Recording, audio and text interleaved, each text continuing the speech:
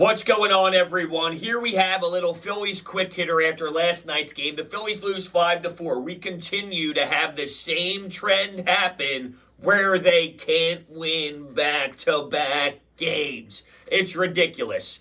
It didn't start out pretty. Zack Wheeler, first inning, 30-plus pitches, no command, and no defense to help him either. What the hell is going on with Andrew McCutchen? It sucks because you get Nimmo first, and you think today's going to be a good day. And then you watch single, double, over Odubel Herrera's head, walks involved. It was outrageous. And of course, Andrew McCutchen just can't make a simple catch. That's honestly like the third or fourth or fifth or sixth or seventh time I've seen that happen. Last game, I somewhat gave him not a benefit of the doubt, but I said I like the fact that he's having some fun and some personality, even though he's struggling. When he made a catch, he kind of looked at it and stared at it for 10 seconds to try and be funny. But that's who Andrew McCutchen is. He has that personality. Well, you can do that when you make the good play, but you can't follow that up with a disaster. And he just flat out missed it. He missed a simple catch that any left fielder in the history of the world, Mickey Moniak, would have made that play. You heard it here first. Mickey Moniak would have made that play. Roman Quinn would have made that play. I mean, it's bad. It's so bad what's happening to Andrew McCutchen in the field, and it's a flat-out disaster. So the Mets go up 4-0, and a Rhys Hoskins really nice double play, starting the double play, is what got him out of that jam. But 30-plus pitches, Joe Girardi after the game saying, look, we were at the point where we were maybe even thinking about getting someone warming up. Ridiculous. Pretty damn solid, though, to go 7 after that debacle, right? The fact that you're able to warm in, you follow up 30-plus pitches with 9, and your pitch count somewhat got normal again because of you getting more efficient and getting some help defensively as well. So I will give this Phillies team credit because they did battle back. They do get to Walker and they score some runs. Bohm had a 3-hit day, but he started off a nice how do you do there. And Nick Maton followed up, and Andrew Knapp gets an RBI. He grounds out, but gets an RBI to the right side. Zack Wheeler, of all people, he's swinging and he's getting an RBI through the right side. He actually gets his through to get an RBI single, so they crack in the lead to make it 4-2 instead of 4-0. Same thing happens in the 4th inning. This time, No. 4th inning, the Mets had some base runners. 2nd and 3rd, Didi Gregorius makes the last out, though, gets a big catch out there in shortstop to make sure the Mets don't tack onto the run anymore. The 6th is when Alec Bohm, opposite field, beautiful swing.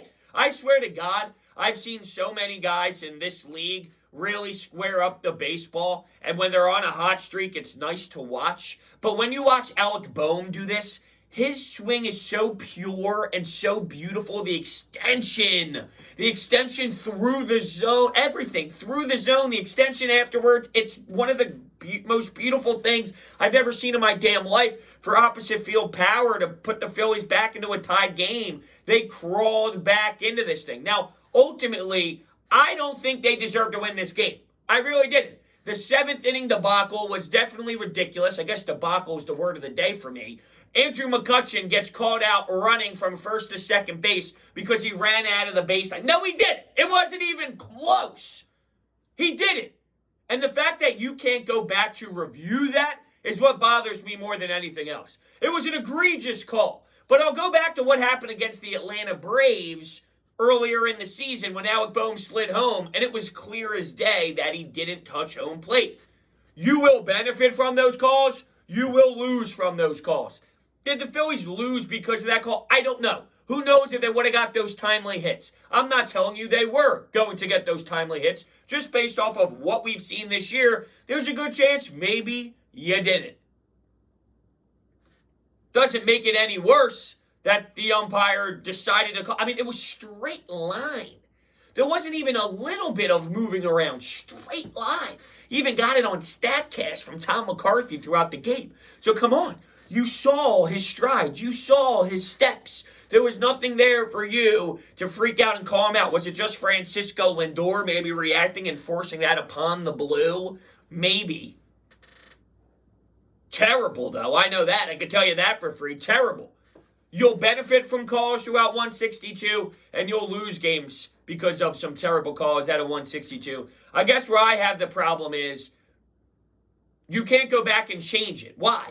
What's the point of replay if you can't fix that mistake or fix that error?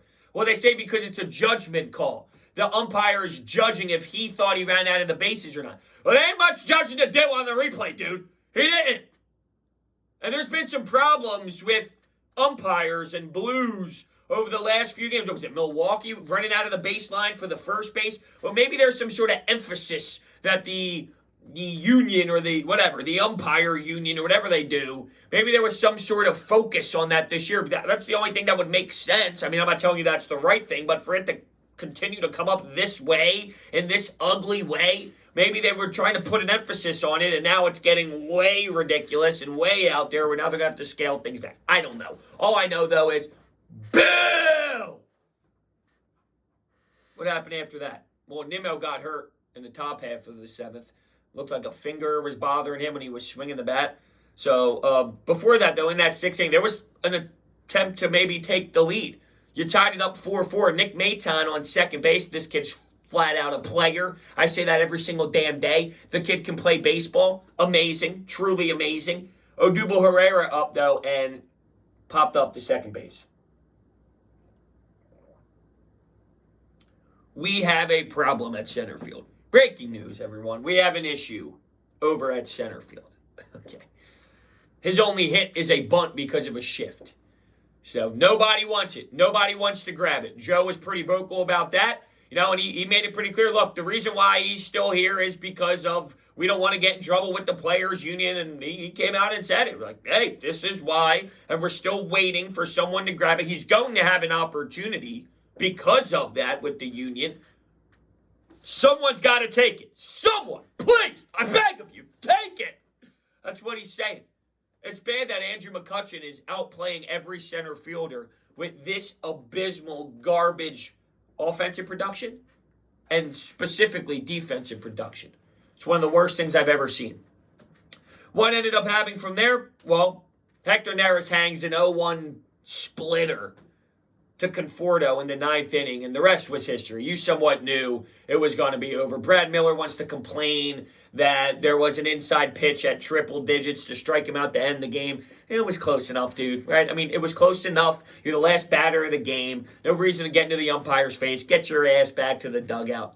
All right, get your ass back to the dugout, and the Mets win. So win-loss, win-loss, win-loss, win-loss, win-loss, win-loss, win-loss continues, and it might continue for the rest of our damn lives. So just get used to it. A couple keynotes I want to hit on. I don't know when Bryce Harper's returning, but I need it now. I need to see my man go out there and play. I'm desperate to see Bryce Harper, number 3 in a Phillies uniform. Please, I beg of you, I need that in my life. Brogdon, good check mark. Here we go. Back on the Brogdon train. My man continues to go out there and battle through that disgusting situation that occurred a few weeks ago or so where he was getting annihilated on the bump in a really terrible way. So good for Brogdon. Continues to play. Boom, 3 hits. Yeah, I was listening to the first 2 innings or so on my ride home, and I listened on the radio, and I thought there was a really good key point that was brought up there. And it was along the lines of, you know, when Alec Bohm struggles, every young player is going to go through struggling. How do you handle that? How do you react to that? What's your body language like? What's your approach to the plate like? And you can make the argument that the approach to the plate was never really wrong. It was unlucky at times, but that's part of baseball. Your numbers will still show not great, and that plays a mental game. So you got to be able to kind of jump over that hurdle. How will Alec Bohm handle the true, real first set of actual adversity for a long window of time in the major leagues? Well, I don't think his approach really changed. He's been putting together good at-bats and nice, solid swings. And now you see him with a 3-for-4 game. It's just like, not phased is my point. You know, I just think he's reacted really well. Not too bad. Not too bad. I still got it. Love that. And Kingery struck out for a pinch hit attempt. You know, the post-game show with Ricky Bowe and Barkan, the first thing that really came out of their mouths was, I can't believe you pinched hit Scott Kingery for Zack Wheeler. And I'm like, look, everyone knows Scott Kingery stinks. And yeah, you know what? Zack Wheeler has had some nice hits. But now we're at the point where, like, this is how ridiculous it is. Instead of demanding Scott Kingery to be better, which we've seen him be better than this before, so I'm not asking for anything crazy here.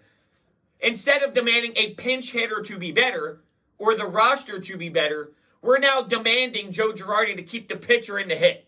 I mean, at what point is it, come on. I mean, hey, now we demand that we can't have our manager actually take out the pitcher when it's necessary because everybody else blows. When everybody else blows and your only option is to keep the pitcher in, I ain't blaming the manager anymore. It's that damn simple. Now, I'm not saying that they were having the pitchforks ready for Joe to some crazy level, but the fact that that was seriously brought up, come on. Come on. All right, that's all I got for this quick hitter. Thank you all so much, and we'll see if they could do anything tonight on Sunday night. See if they can win a game. But the trends will tell you they will. Win-loss, win-loss, win-loss, win-loss, win-loss. Thank you all. I'll see you next time.